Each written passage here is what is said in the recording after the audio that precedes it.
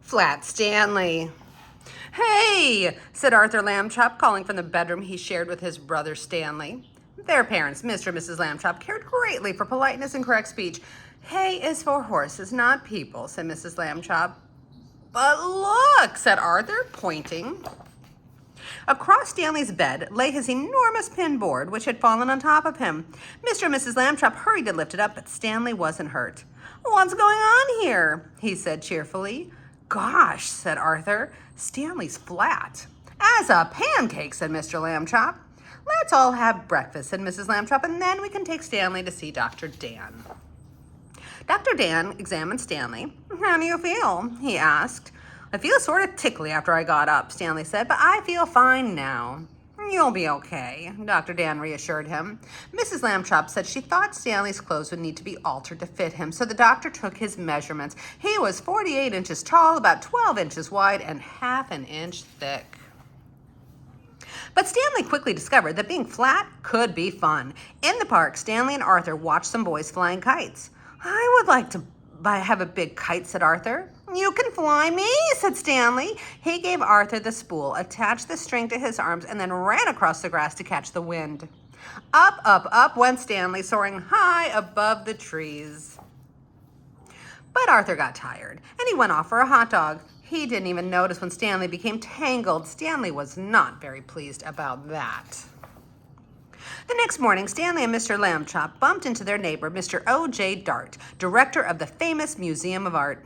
Mr. Dart looked worried. "Another valuable painting was stolen from the museum last night," he told them.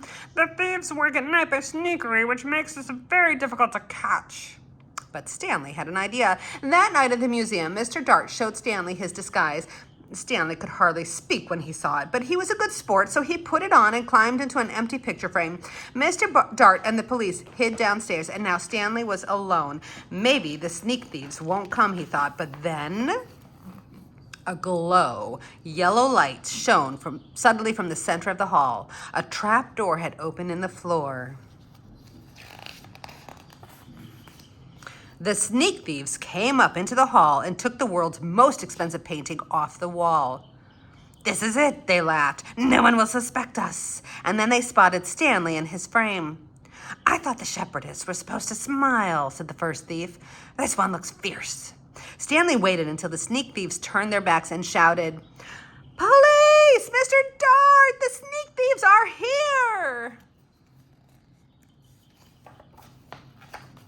"Oh, no," whispered the second thief. "I think I heard the shepherdess yell." "Talking pictures," the first thief whispered back. "We both need a rest." "Oh, y'all get arrested, all right," shouted Mr. Dart, rushing in with lots of policemen. "You'll get arrested, that's what." And the sneak thieves were quickly handcuffed and taken to jail. The next day, Stanley got a medal, and his picture was in all of the newspapers. Stanley was famous. People would point at him and whisper, "Stanley Lambchop, he's the one that caught the museum robbers." But then some mean people began to make fun of him. "Hi, Super Skinny," they would call. Later that night, Arthur woke up and heard Stanley crying. "What's wrong?" he said. Stanley sighed. "I want to be a regular shape again." Luckily, Arthur had an idea. He ran to the big toy box and tossed aside balls, aeroplanes, and toy boats. "I got it," he said, holding up an old bicycle pump. "Okay," Stanley said after a moment, "I hope this works." Arthur began to pump, and Stanley got bigger and bigger and bigger. His pajama buttons burst off, and there stood Stanley Lambchop, as if he had never been flat at all. "Thank you, Arthur," Stanley said. "Thank you very much."